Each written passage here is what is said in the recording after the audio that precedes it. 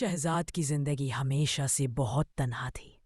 لاہور کی پرانی گلیوں کے بیچ ایک چھوٹا سا کمرہ، ایک پرانا پنکھا، ایک کرسی اور دیوار پر ماں کی تصویر، بس یہی اس کی دنیا تھی۔ ماں کے گزر جانے اور باپ کی دوسری شادی کے بعد شہزاد نے تنہائی کو اپنا ہم سفر بنا لیا تھا۔ روز صبح وہ بس پکڑتا، شام کو چائے بناتا اور رات کو خاموشی میں ڈوب جاتا۔ ایک بارش بھری شام اس کی زندگی کا رخ بدلنے والی تھی۔ وہ سڑک کے کنارے کھڑا تھا جب اس کی نظر ایک لڑکی پر پڑی جو سوختے کپڑوں میں بھیگی ہوئی چل رہی تھی، آنکھوں میں آنسو اور قدموں میں تھکن۔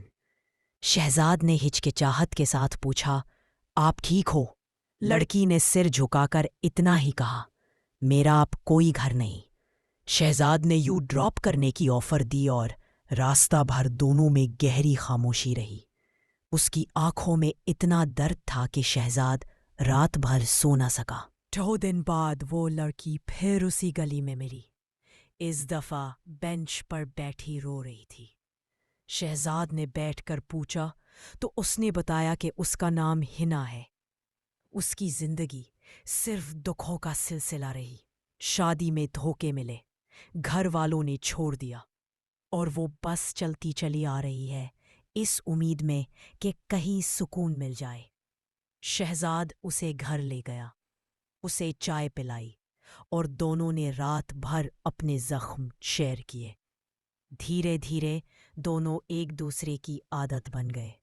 شہزاد کو لگتا تھا کہ سالوں کی خاموشی اب ہنا کی آواز میں پگھالنے لگی ہے۔ ہنا کے چہرے پر ہلکی سی مسکراہٹ بھی شہزاد کے دل کو پھر سے زندہ کر دیتی۔ لیکن زندگی نے پھر سے ظالم رخ دکھایا۔ ایک دن ہنا ملنے نہیں آئی۔ شہزاد پوری گلیوں میں ڈھونڈتا رہا، جب تک ایک پڑوسا نے بتایا کہ ہنا کو ہاسپٹل لے جایا گیا ہے۔ شہزاد بھاگتا ہوا پہنچ گیا اور اسے وہاں اتنی کمزور حالت میں دیکھا کہ اس کا دل پھٹ گیا۔ ڈاکٹر نے کہا کہ ہنا زندگی بھر کے ایموشنل اور فزیکل درد میں ٹوٹی رہی ہے اور اب اس کا دل بہت کمزور ہو چکا ہے۔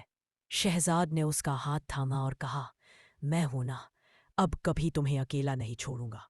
ہنا نے مسکرانے کی کوشش کی لیکن آنسو بہتے رہے۔ اس نے دھیمی آواز میں کہا، شہزاد، اگر پہلے ملتی نا تو زندگی اتنی سخت نہیں ہوتی۔ شہزاد کی آنکھوں میں پہلی بار آنسو بھر آئے، لیکن صبح کے 4:17 پر ہنا کی سانسیں رک گئی اور شہزاد کے ہاتھ میں وہ لڑکی ہمیشہ کے لیے خاموش ہو گئی جو اس کے ٹوٹے دل کو جوڑ رہی تھی۔ شہزاد نے اسے باہوں میں لیا اور اس وقت بارش شروع ہو گئی، بالکل پہلی ملاقات کی طرح۔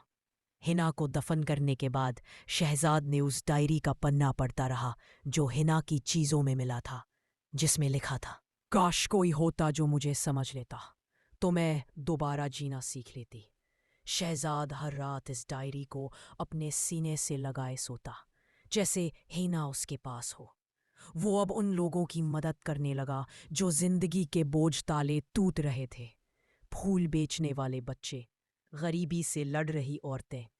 اسے لگتا کہ شاید ہنا چاہتی تھی کہ اس کا درد کسی اور کی زندگی میں روشنی بن جائے۔ سالوں بعد جب شہزاد بہت بوڑھا ہو چکا تھا، لوگ کہتے تھے کہ وہ عجیب سا آدمی ہے جو ایک پرانی ڈائری کا دیوانہ ہے۔ ایک رات وہ اسی بینچ پر بیٹھا تھا جہاں ہنا کو پہلی دفعہ روتے دیکھا تھا۔ آسمان میں ہلکی بارش شروع ہوئی۔ شہزاد نے آنکھیں بند کی اور دل سے صرف ایک نام نکلا، ہنا۔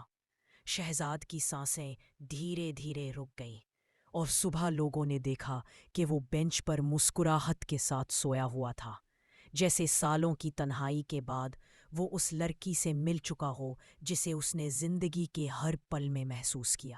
شہزاد کو اسی بینچ کے پاس دفن کیا گیا اور بارش اس دن بھی ہوئی۔ آج بھی لوگ دیکھتے ہیں کہ وہاں پھول رکھے ملتے ہیں، پتہ نہیں کون رکھتا ہے۔ شاید یادیں، شاید محبت جو کبھی سچ میں مر نہیں سکتی۔ مورل: کسی ٹوٹے ہوئے انسان کو سمجھنا، اس کا ساتھ دینا اس کی زندگی کو بچانے جتنا ضروری ہوتا ہے، کیونکہ کبھی کبھی ایک چھوٹا سا ساتھ کسی کی پوری زندگی کی امید بن جاتا ہے۔